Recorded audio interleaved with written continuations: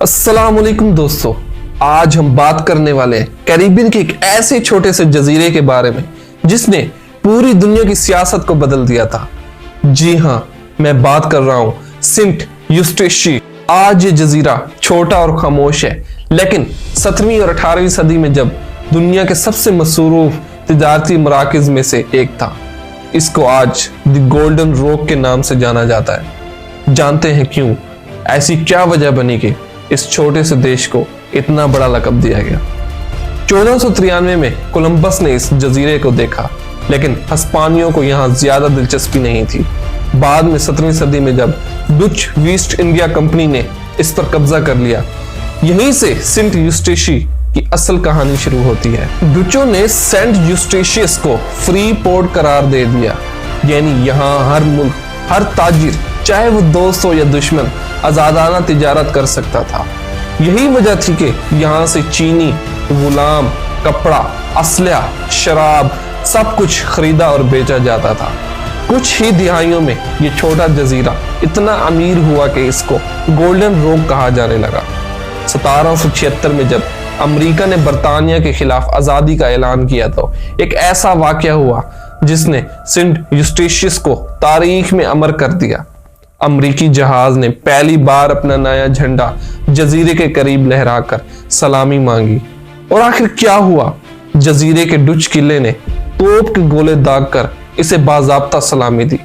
ये दुनिया की पहली हुकूमत थी जिसने बिलावास्ता तौर पर अमरीका की आजादी को तस्लीम किया। इस एक सलामी ने अमरीका और यूरोप की सियासत को हिलाकर रख दिया।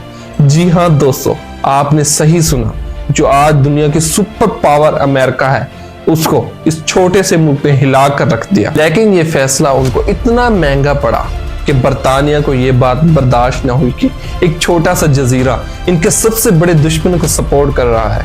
1781 में जब बरतानवी एडमिरल जॉर्ज रूडनी ने बड़े हमले के बाद सेंट प्रोटेशियस में कब्जा किया, फिर बरतानवी फौज ने हजारों ताजरों का सामान लूट लिया, खास तौर पर यहूदी ताजरों को, जो यहाँ तिजारत में अहम किरदार अदा कर रहे थे। इस लूट मार के बाद सेंट यूस्टेशियस की माशियत कभी मुकम्मल तौर पर बहाल ना हो सकी, और आखिर वक्त गुजरता गया, तिजारत कम हो गई और जजीरा अपनी पुरानी शान खो बैठा। आज सेंट यूस्टेशियस एक छोटा और पुरसकून इलाका है, लेकिन इसकी तारीख अहमियत अब भी जिंदा है। ये वो जगह थी जहां एक तोप की सलामी ने अमेरिका को पहला बैनुल अक़वामी पहचान दी। सन 1776 जब अमेरिका ने अभी अपनी आजादी का ऐलान किया था, पूरे यूरोप में इस ऐलान पर खामोशी छाई हुई थी। कोई भी मुल्क खुलकर बरतानिया के खिलाफ अमेरिका का साथ देने की हिम्मत नहीं कर रहा था। लेकिन तब कैरिबियन का एक छोटा सा जजीरा सेंट यूस्टेशियस दुनिया की सियासत बदलने वाला कदम उठाने वाला था। एक अमेरिकी जहाज एंड्रियो डोरिया अपने नया झंडा लहराता हुआ सेंट यूस्टेशियस के करीब पहुंचा।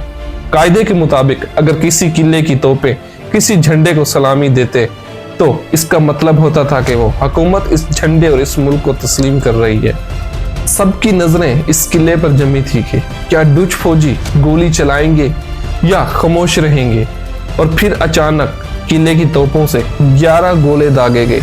ये अमेरिका के परचम को दी जाने वाली पहली बाज़ाब्ता सलामी तोप थी। ये अमेरिका के परचम को दी जाने वाली पहली बाज़ाब्ता सलामी थी, यानी दुनिया का पहला मकाम जिसने अमेरिका की आज़ादी को तस्लीम किया। वो कोई बड़ा मुल्क नहीं था, बल्कि ये छोटा सा जजीरा था। लेकिन इसे एक सलामी ने बरतानिया को आग बगोला कर दिया। सिर्फ चंद साल बाद 1781 में बरतानवी एडमिरल जॉर्ज रूडनी ने जजीरे पर हमला कर दिया और तमाम माल और दौलत लूट लिया। मगर तब तक सेंट यूस्टेशियस अपना नाम हमेशा के लिए तारीख में लिखवा चुका था।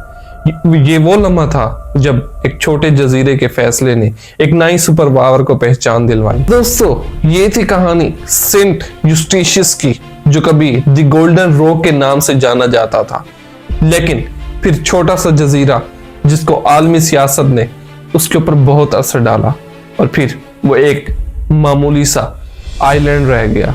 आपको क्या लगता है, अगर उस वक्त ये जजीरा अमेरिका को सपोर्ट ना करता तो तारीख मुख्तलिफ होती? तो कमेंट में अपनी राय जरूर बताइएगा, और हमारे चैनल को लाइक, सब्सक्राइब और शेयर करना मत भूलें, ताकि हर आने वाली हमारी नई वीडियो आप तक जल्द से जल्द पहुंच सके। शुक्रिया दोस्तों। अल्लाह हाफिज।